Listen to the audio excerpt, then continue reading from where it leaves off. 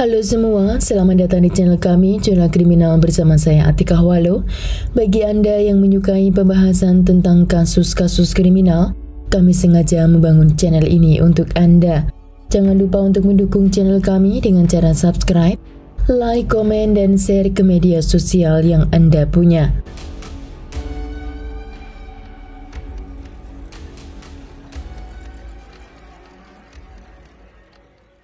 Kasus ini terjadi di negara Iran dan terjadi pada bulan Mei pada tahun 2020.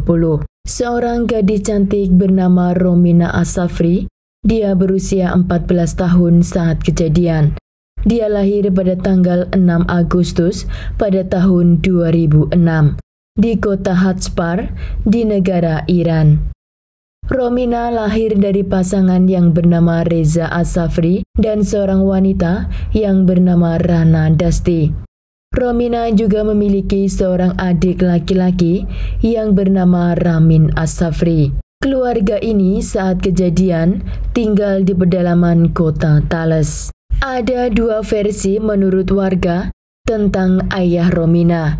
Yang pertama, ada yang mengatakan jika ayah Romina adalah orang yang religius dan juga pekerja keras. Namun ada juga yang mengatakan bahwa dia tidak sama sekali beragama, bahkan dia adalah pengguna obat terlarang dan juga bersifat temperamen. Saat itu Romina berusia 14 tahun dan dia terpesona melihat seorang pria yang bernama Barman.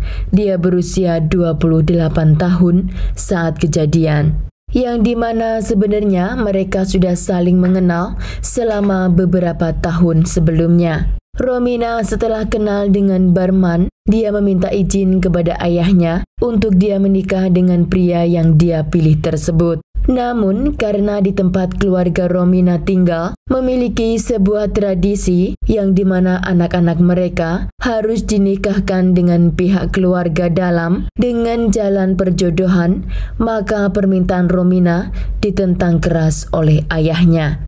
Begitu juga dengan keluarga Barman menentang izin pernikahan tersebut. Walaupun di negara Iran, seorang gadis sudah diberi izin untuk menikah dalam usianya yang ke-13 tahun.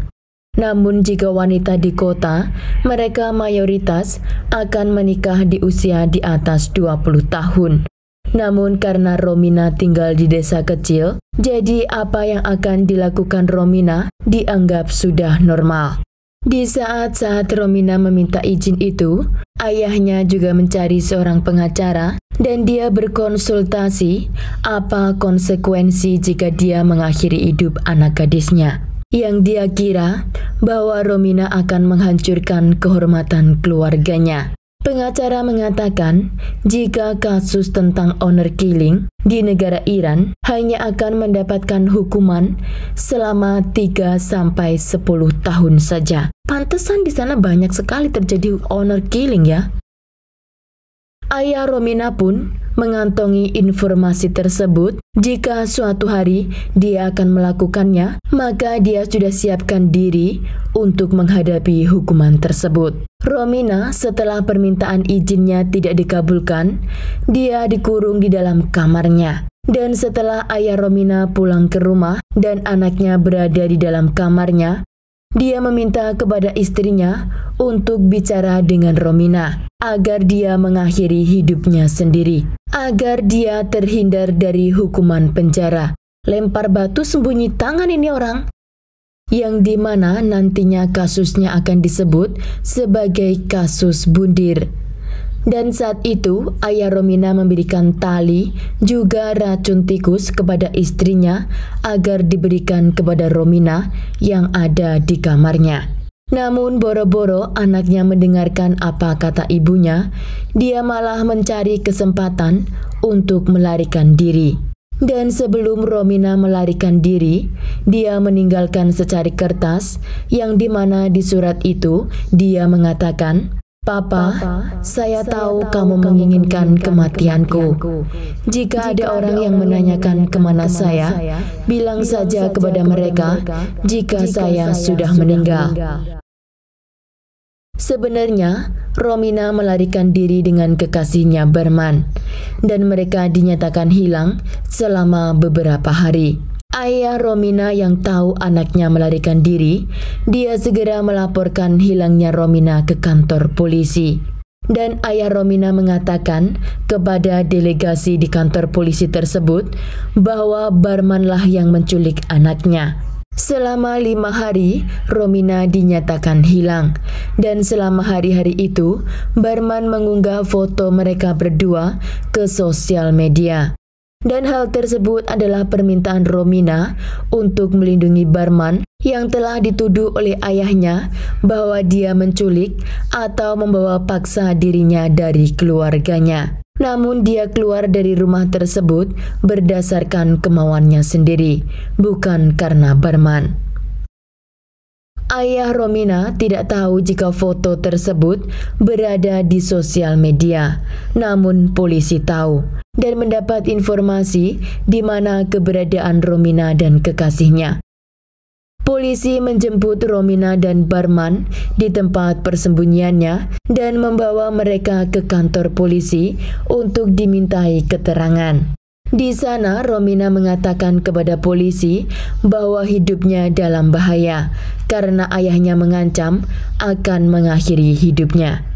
Romina meminta perlindungan kepada polisi dan memohon kepada polisi agar dia tidak dikembalikan ke rumah orang tuanya. Namun otoritas, setelah Romina dan kekasihnya sampai di kantor polisi, mereka menghubungi ayah Romina agar menjemput anaknya. Ayah, ibu, dan adik Romina menjemput Romina di kantor polisi. Setelah Romina dijemput, mereka tidak langsung pulang ke rumahnya. Namun mereka mampir ke sebuah keluarga lain di daerah yang bernama Astara. Di rumah relatif itu, ayah Romina mengatakan kepada anggota keluarga lainnya jika Romina telah melarikan diri dengan laki-laki yang bukan suaminya. Anggota keluarga tersebut juga menunjukkan foto yang diunggah Barman di sosial media. Dan ketika ayahnya melihat foto tersebut, dia langsung mengajak pulang Romina, istri dan anaknya yang masih kecil, ke desanya di mana mereka tinggal. Sesampainya di rumah, ayahnya mengatakan untuk dia masuk ke dalam kamar dan segera tidur. Dan keesokan harinya, ayah Romina bangun lebih pagi. Di momen ini ada dua versi. Yang pertama, mereka mengatakan jika ayah Romina menyuruh istrinya untuk membawa adik Romina yang masih berusia 6 tahun untuk keluar rumah. Versi yang kedua, ada yang mengatakan bahwa istri dan adik Romina dikunci di kamar mandi. Setelah istri dan anaknya yang kecil jauh, kini ayah Romina masuk ke dalam kamar Romina, yang saat itu Romina masih dalam keadaan tidur. Reza masuk ke dalam kamar dengan membawa celurit di tangannya. Dan tidak segan, ayah ini menebas leher anaknya yang masih berusia 14 tahun. Setelah anaknya meninggal, dia putuskan untuk memisahkan bagian kepala dari tubuhnya. Setelah terpisah, ayah Romina yang bernama Reza, dia berjalan ke tempat yang lebih tinggi di desa tersebut dengan celurit di tangannya sambil dia teriak sangat kencang agar terdengar oleh semua warga yang ada di desa tersebut. Sambil dia berkata, "Saya sudah membunuh anak kandungku." Setelah dia meneriakkan kata-kata tersebut, Reza bergegas berjalan ke kantor polisi untuk menyerahkan diri. Dan pada tanggal 27 Mei pada tahun 2020, Presiden yang bernama Hasan Rohani berusaha mengubah undang-undang tentang pembunuhan atas nama kehormatan.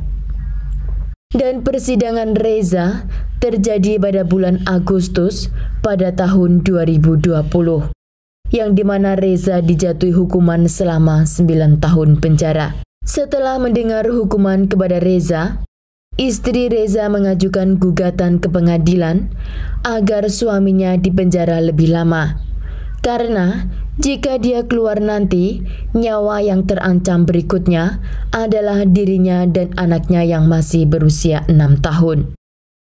Dan istrinya Reza pun tidak berani mengajukan gugatan cerai karena dia takut keselamatannya terancam. Dan apa yang terjadi kepada kekasih Romina? Dia didakwa dengan mengambil anak perempuan dari rumah orang tuanya tanpa izin dan dia mendekam di penjara selama 2 tahun.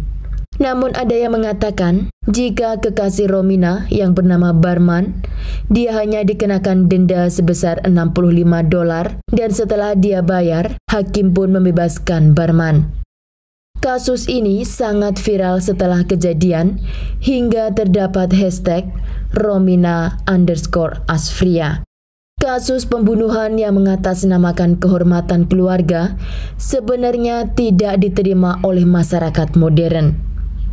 Karena undang-undang atau hukum yang memperbolehkan melakukan hal tersebut itu dibangun oleh bangsa Roma ratusan tahun yang lalu. Dan kepercayaan bahwa mengambil nyawa anggota keluarga karena kelakuan yang mereka anggap tidak benar masih diperbolehkan dan dipercaya dalam mengembalikan kehormatan keluarga mereka.